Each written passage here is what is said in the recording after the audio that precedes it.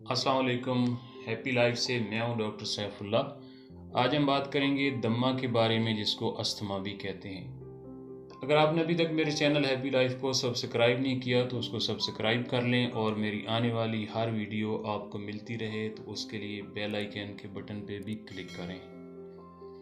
हवा की नाली ट्रेकिया दो हिस्सों में तकसीम होकर एक दाएं और एक बाएं फेफड़े में जाती है और दोनों फेफड़ों में ये मज़ीद छोटी छोटी नालियों में तकसीम हो जाती है, जिनको ब्रोंक्यूल कहते हैं, जो आगे जाकर मज़ीद फेफड़ों के आखिरी हिस्से, जिसको लूप कहते हैं, में जाकर एल्वियोलाई में, जो बहुत छोटी बारीक नालियाँ होती हैं, हज़ारों की तादाद में होती हैं, उनमें तकसीम हो जाती हैं और सांस लेने के दौरान कार्बन डाइऑक्साइड का अखराज और ऑक्सीजन का जज़ब होना इन छोटी नालियों से ही मुमकिन होता है और खून से कार्बन डाइऑक्साइड खारिज होती है और ऑक्सीजन जो होती है जब हम सांस लेते हैं तो जज़ब होती है।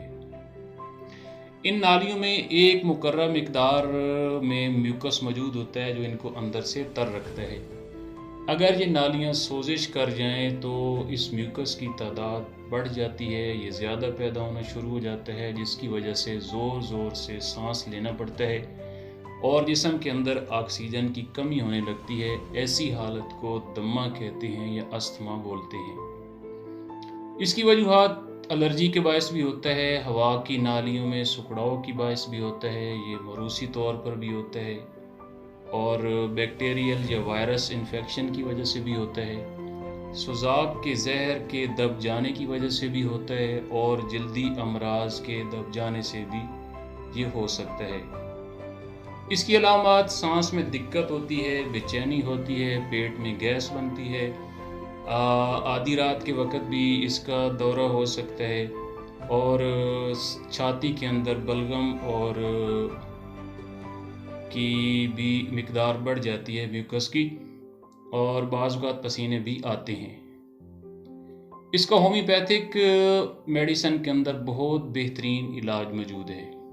उसके लिए सबसे बेहतरीन और मेन दवाई जो है वो बलाटा ओरेंटेलस है। ये क्यों में इसके 10-10 कतरे एक घूंट पानी में बड़ों के लिए और 5-5 कतरे छोटे बच्चों के लिए दिन में 3 बार इस्तेमाल करवाएं। और ऐसे लोग जिनका दम्मा आधी रात को या आधी रात के बाद होता है, बेचैनी होती है, लेट नहीं सकते और घूंट घूंट पानी की प्यास होती है, वो आर्सेनिक 30 पोटेंसी में 1 डोज रोज़ाना लें।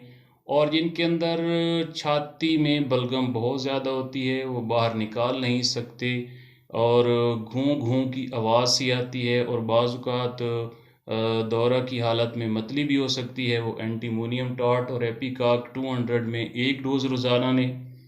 और ऐसे लोग जो बूढ़े होते हैं, कमज़ोर होते हैं और दम्मा की हालत के दौरान वो खिड़कियां और दरवाजे खोल देना चाहते हैं, पंखा करने की ख्वाहिश करते हैं, उनके लिए कार्बोविज 30 पोटेंसी में इसके भी कार्बोविज के 3-3 कतरे 1 घूंट पानी में सुबह दोपहर शाम इस्तेमाल करवाएं।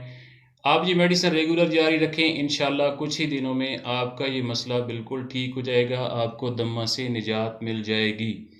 और खट्टी और ठंडी अशिया से मुकम्मल तौर पे परहेज़ रखें। गर्द व गुबार से ख़ुद को बचाएं। मेरे चैनल को लाइक करें, कमेंट्स करें और शेयर करें। अल्लाह हाफ़िज़।